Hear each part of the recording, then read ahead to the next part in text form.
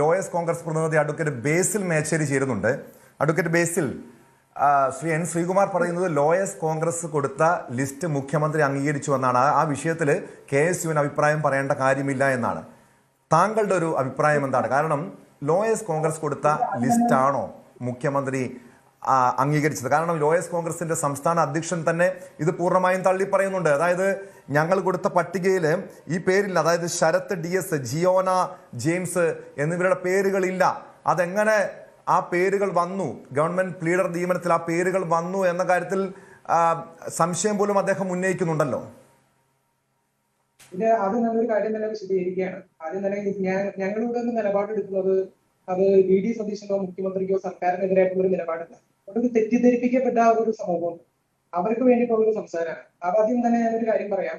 ഒരു കഴിഞ്ഞ 10 വർഷക്കാലമായിട്ട് ഭരണകൂടത്തിന്റെ വേട്ടയാടലുകൾ അനുഭവിച്ച പ്രവർത്തകര്, അതിൽ ഏതാനും KSU പ്രവർത്തകര്, യൂത്ത് കോൺഗ്രസ് പ്രവർത്തകർ ഉൾപ്പെടെയുള്ളവർക്ക് നിയമസഹായം ഉൾപ്പെടെയുള്ള പിന്തുണ നൽകിയ അഭിഭാഷകരെ വഞ്ചിക്കുന്ന രീതിയിലുള്ള ഒരു നിയമനങ്ങളാണ് ഈ വരുന്ന GP അപ്പോയിന്റ്മെന്റുകൾ ഉണ്ടായതെന്നുള്ളത് സംശയമില്ലാത്തൊരു കാര്യമാണ്.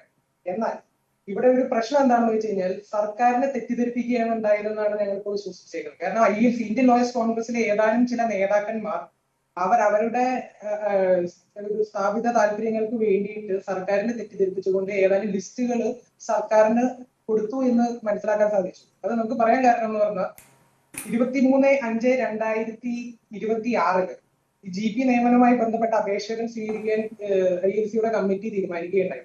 23/5/2026. എന്നാൽ 31/6/2026 ഈ പറയുന്ന ശുപാർശ കത്തിനോടൊപ്പമുള്ള ലിസ്റ്റിൽ കടന്നുകൂടിയിരിക്കുന്നത് ഏതാനും പാർട്ടിയോട് യാതൊരു കൂറും പ്രതിബദ്ധതയും ഇല്ലാത്ത, പാർട്ടിക്കെതിരെ കഴിഞ്ഞ കുറെ നാളുകളായിട്ട് പ്രവർത്തിച്ചു വന്നിരുന്ന ഏതാനും ചില ആളുകൾ ആ ലിസ്റ്റിൽ ഉൾപ്പെടുകയും എന്നാൽ പാർട്ടിയോട് ചേർന്ന് പാർട്ടിക്ക് വേണ്ടി പ്രവർത്തിച്ച, പാർട്ടിയോട് അനുഭവമുള്ള അഭിഭാഷകരെ തഴയുകയും ചെയ്തു. എന്തിന്റെ അടിസ്ഥാനത്തിലാണ് ഈ ലിസ്റ്റ് ഉണ്ടാക്കിയതെന്ന് യാതൊരു രീതിയിലുള്ള മറുപടിയും നമുക്ക് കിട്ടിയിട്ടില്ല. കാരണം എന്തിന്റെ അടിസ്ഥാനത്തിലാണ് ഈ സ്ക്രൂട്ടിനി ILC നടത്തിയത്? ഇതുമായിട്ട് ബന്ധപ്പെട്ട യാതൊരു സംശയങ്ങളും നമ്മൾ ചോദിക്കുമ്പോൾ യാതൊരുവിധ ഉത്തരവും നമുക്ക് ലഭിക്കുന്നില്ല. ഇതിന്റെ അടിസ്ഥാനത്തിൽ ഇത് സർക്കാരിനെ തെറ്റിദ്ധരിപ്പിക്കുക എന്നുള്ള ഉദ്ദേശത്തിൽ ILCയുടെ ചില നേതാക്കന്മാർ ബോധപൂർവം ശ്രമിച്ച് പ്രതിച്ഛായയെ കളങ്കപ്പെടുത്തുക എന്നുള്ള ഒരു ഉദ്ദേശത്തിൽ ഉണ്ടായി എന്നുള്ളത് വാസ്തവമായിട്ടുള്ള ഒരു കാര്യമാണ്. അതോടൊപ്പം തന്നെ എനിക്കൊരു കാര്യം പറയാനുള്ളത്, കഴിഞ്ഞൊരു ദിവസം ഞാനൊരു സീനിയർ ആയിട്ടുള്ള ഒരു അഭിഭാഷകന്റെ അടുത്ത് ഗവൺമെന്റ് ലീഡർ ലിസ്റ്റിനെ കുറിച്ച് സംസാരിക്കേണ്ടായി. അപ്പൊ അദ്ദേഹം തമാശയ്ക്കാണ് പറഞ്ഞത്, പക്ഷെ അത് അത്യന്തം ഗൗരവമായ ഒരു കാര്യമാണ്. അദ്ദേഹം പറഞ്ഞത് ഹൈക്കോടതിയിൽ എത്ര നിലകളുണ്ട് എന്ന് പോലും അറിയാത്ത ഏതാനും ചിലരെ ഈ പ്രാവശ്യം ഗവൺമെന്റ് ലീഡറായിട്ട് നിയമിച്ചു എന്നുള്ള കാര്യമാണ്. ഇതൊക്കെ വളരെ ഗൗരവമായ കാര്യം. തമാശയ്ക്ക് പറയുന്നതാണെങ്കിൽ പോലും ഗൗരവപരമായിട്ടുള്ള കാര്യങ്ങളാണ്. എന്തിന്റെ അടിസ്ഥാനത്തിലാണ് ഈ പറയുന്ന നിയമനങ്ങളൊക്കെ നടത്തിയതെന്നുള്ളത് നമുക്ക് വ്യക്തമല്ലാത്തൊരു കാര്യമാണ്. പിന്നെ നമ്മുടെ മുഖ്യമന്ത്രിയിൽ പൂർണ്ണ വിശ്വാസമുണ്ട്. അതിന്റെ അടിസ്ഥാനത്തിൽ ഞാൻ ഉൾപ്പെടെയുള്ള ഏതാനും ചില ആളുകൾ ഇതിന്റെ അടിസ്ഥാനത്തിൽ പരാതിയുമായിട്ട് മുഖ്യമന്ത്രി ഉൾപ്പെടെയുള്ള ആളുകളെ സമീപിക്കുകയും അവർക്ക് പരാതി കൊടുക്കുകയും ചെയ്തു. മുഖ്യമന്ത്രി ഈ തെറ്റുതിരുത്താൻ ആർജവുമുള്ള ഒരു മുഖ്യമന്ത്രിയാണ് നമുക്കുള്ളത്. അതിന്റെ അടിസ്ഥാനത്തിൽ ഞങ്ങൾക്കെല്ലാം മുഖ്യമന്ത്രിയിൽ വിശ്വാസമുണ്ട്. പൂർണ്ണ വിശ്വാസത്തിലാണ് ഞങ്ങൾ മുഖ്യമന്ത്രിയോട് ഒപ്പമുള്ളത്. അതുകൊണ്ട് അദ്ദേഹം വേണ്ട നടപടികൾ ഇതിനെതിരെ സ്വീകരിക്കുമെന്നുള്ള വിശ്വാസത്തിലാണ് ഞങ്ങൾ എല്ലാവരും തന്നെ.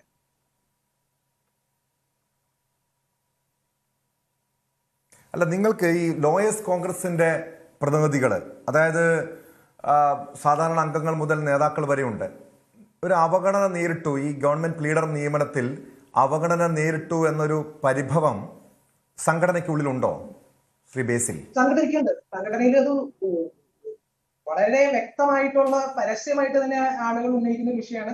ഇവിടെ അവഗണനകൾ നേരിട്ടു. കാരണം പാർട്ടിയോട് ചേർന്ന് നിന്ന്, ഇപ്പൊ പാർട്ടിക്കാരനായതുകൊണ്ട് ഒരാളെ ഗവൺമെന്റ് ലീഡർ ആക്കണമെന്ന് നമുക്ക് അഭിപ്രായമില്ല. പാർട്ടിക്കാരനായിട്ടുള്ള നല്ല അഭിഭാഷകർ ഒരു അനവധി ഇവിടെ ഉണ്ട്.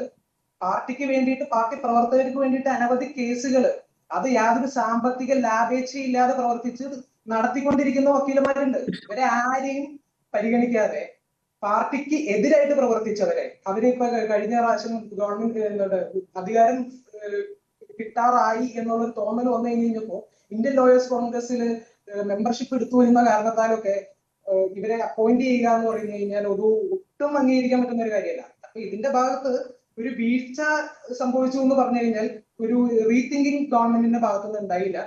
ILCയിലെ ചില നേതാക്കന്മാർ കൊടുത്ത ഏതാനും ലിസ്റ്റുകൾ പെട്ടെന്ന് തന്നെ ഒരു പ്രോപ്പർ ആയിട്ടുള്ള ഒരു സ്റ്റഡി നടത്താതെ അംഗീകരിച്ചു എന്നുള്ളൊരു ആക്ഷേപം മാത്രമാണ്. അത് എന്തായാലും തിരുത്തും. കാരണം അതിന് കഴിവുള്ള ഒരു മുഖ്യമന്ത്രിയാണ് നമുക്കുള്ളത്. അത് എന്തായാലും തിരുത്തും എന്ന് തന്നെയാണ് വിശ്വാസം. അത് തന്നെയാണ് ഇന്ത്യൻ ലോയേഴ്സ് കോൺഗ്രസിന്റെ ഭൂരിഭാഗം വരുന്ന അംഗങ്ങൾക്കുള്ളത്.